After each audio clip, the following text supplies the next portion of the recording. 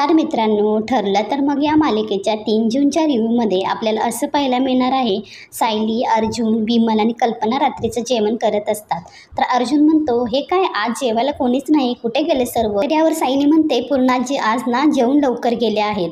आणि कल्पना यावर म्हणते की यांना ना आज यायला जरा उशीर होणार. अस्मिता तिच्या कुठल्या तर फ्रेंडकडे गेली आहे. लगेच अर्जुन म्हणतो, म्हणूनच मला वाटलं आज घरात शांतता कशी आहे. बरं आहे बरं का, आता मी आरामात आमरस एन्जॉय करेल. लगेच विमल म्हणते की अर्जुन दादा, तुम्हाला हवं तेवढा आमरस खा. तुम्ही आज कोर्टात काहीतरी भारी केलंय ना, वहिनींनी सांगितलंय मला, आणि खास तुमच्यासाठी आज आमरस केला आहे. तर सायली लगेच म्हणते की खरंच आई, तुम्ही आज ना सगळे कोर्टात हसायला हवा होता.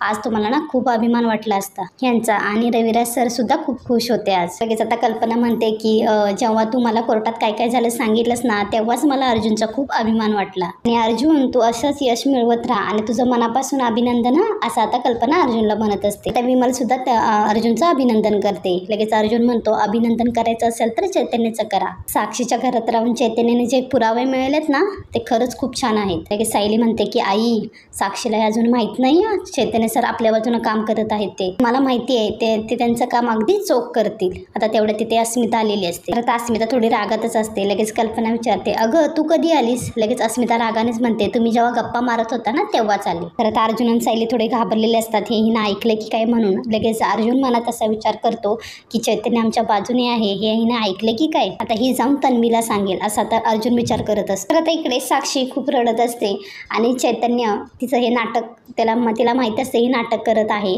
तर आता चैतन्य म्हणतो की मी तुला एक शेवटची संधी देते. आज कोर्टात जे काही झालं त्याचं एक्सप्लेनेशन आहे का तुझ्याकडे, आणि मला खरं उत्तर दे, असं चैतन्य रागातच साक्षीला म्हणत असतो. तर आता साक्षी मनात विचार करते, ह्याचं जर खरं उत्तर दिलं तर मला हे सांगावं लागेल की मीच विलासचा खून केला आहे.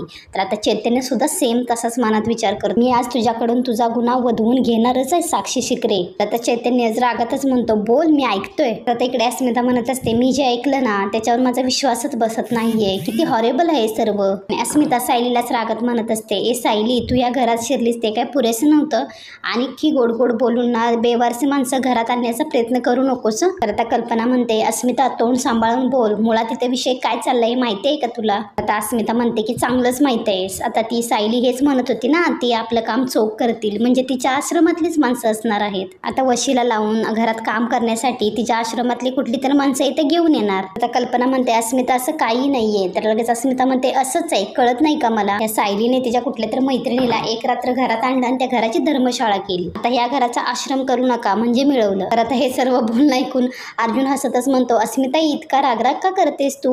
हे बघ, आमरस आहे आज, माझं आवडते पेय आहे, हे आमरस पी म्हणजे थंड होशील तू. अस्मिता तर रागातच असते, म्हणते, विमल, थोड्या वेळाने माझ्या रूम मध्ये मला आमरस घेऊन ये, इथे थांबण्याची माझी अजिबात इच्छा नाहीये, असं म्हणून अस्मिता रागातच निघून जाते. तर आता अर्जुन आणि सायली खूप रिलॅक्स होतात आणि अर्जुन म्हणतो की मला वाटलं तिने ऐकलं की चैतन्य आपल्या बाजून आहे, मला खूप टेन्शन आलं होतं. तर आता कल्पना हसतच म्हणते, अरे तिने जरी ऐकलं असतं ना तर आतापर्यंत अख्ख्या पनवेलला कळलं असतं, असं म्हणून ते सगळे हसतात. तर लगेच आता कल्पना अर्जुनला विचारते, बघा बरं अर्जुन, चैतन्य जे काही काम करतोय त्याचा फायदा तुमच्या आश्रम केसला नक्की होईल ना? तर आता अर्जुन म्हणतो, प्रश्नच नाही मम्मा, मधुभाऊ लवकरच सुटतील, मला आता फुल कॉन्फिडन्स आहे. तशी आमची सेकंड इनिंग सुरू झालीच आहे, ही केस संपली की सगळं एकदम परफेक्ट होऊन जाईल. तर हे सर्व अस्मिता सुद्धा तिथून ऐकत असते, वाकून म्हणजे चोरून ऐकत असते.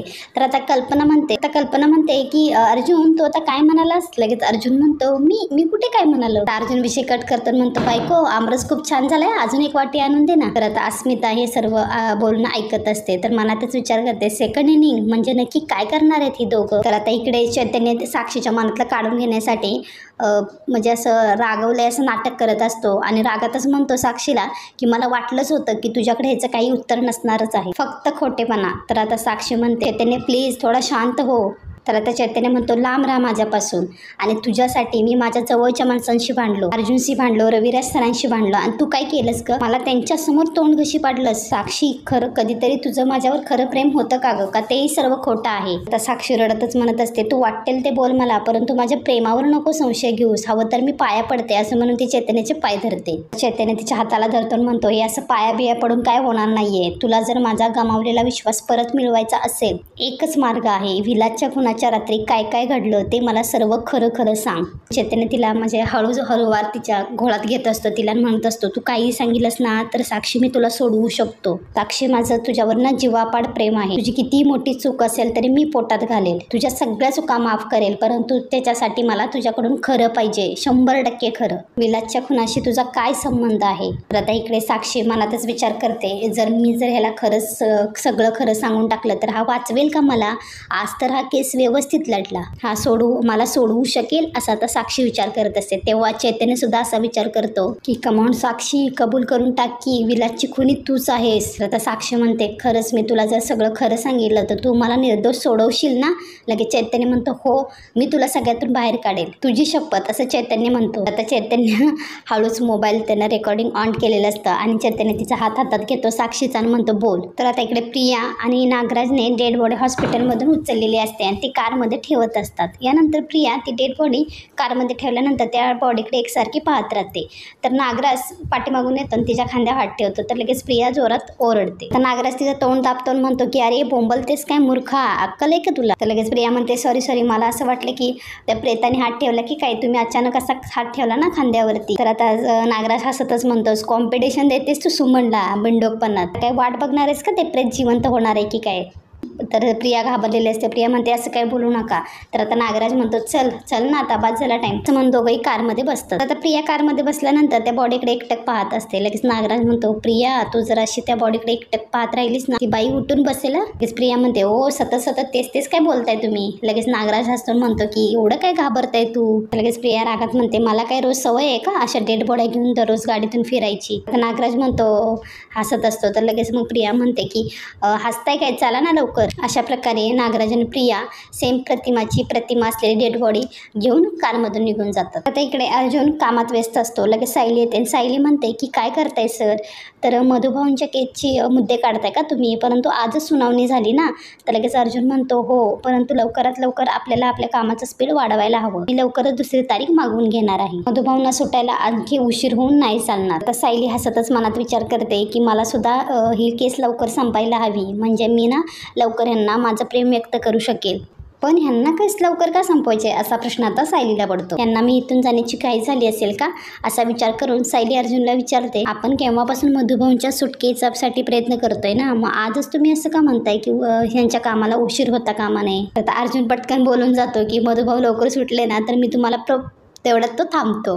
तर लगेच सायली म्हणते, काय म्हणजे काय? आता अर्जुन विषय थोडा कट करतो, म्हणतो मी तुम्हाला प्रॉमिस केलं होतं ना कॉन्ट्रॅक्ट मॅरेज साईन करताना की मी 1 वर्षाच्या आत मधुभाऊंना सोडवेल म्हणून. मला माझं प्रॉमिस पाळता नाही आलं म्हणून थोडं गिल्ट वाटत आहे. सो मी डिसाईड केलं आहे की जास्त वेळ नाही जाऊ देणार. लगेच सायली म्हणते की हरकत नाही सर, तुम्ही म्हणाला होतात ना 1 वर्ष हा अंदाज आहे, परंतु अशा केसमध्ये जास्त वेळ लागू शकतो. तुम्ही रोज किती धडपड करताय हे मी बघते, परंतु आता ह्यापुढे काय करायचं ठरवलं आहे? तर अर्जुन म्हणतो, आपण कोर्टामध्ये हे सिद्ध केलं आहे की साक्षी त्या रात्री बाहेर निघून गेली होती, पार्टीमधून गेली होती. ही गोष्ट तिने कोर्टाकडून लपवून ठेवली आणि खोटं बोलली. तर आपल्याला शेवटी हे प्रूव्ह करायचं आहे की ती साक्षी त्या रात्री वात्सल आश्रमात आली होती आणि तिनेच विलासचा खून केला आहे. आता सायली म्हणते, हा सर, परंतु ही शेवटची पायरी गाठायची कशी? आपण एवढे दिवस प्रयत्न करत आहोत. आता अर्जुन म्हणतो, हो इतके दिवस आपल्याकडे चैतन्य नावाचं हत्यार म्हणजेच वेपन नव्हतं, परंतु आता चैतन्य ह्या पोझिशनवरती आहे. आता तो पुरावे ना साक्षीकडूनच मिळवेल. इनफॅक्ट आज तो कोणते तरी ट्रिक वापरून पुरावे मिळवणार होता. तर आता इकडे सायली देवी आईला प्रार्थना करते, देवी आई चैतन्य सरांच्या प्रयत्नांना यश मिळू दे, त्यांना सगळे पुरावे लवकर मिळू देत. तर आता इकडे चैतन्य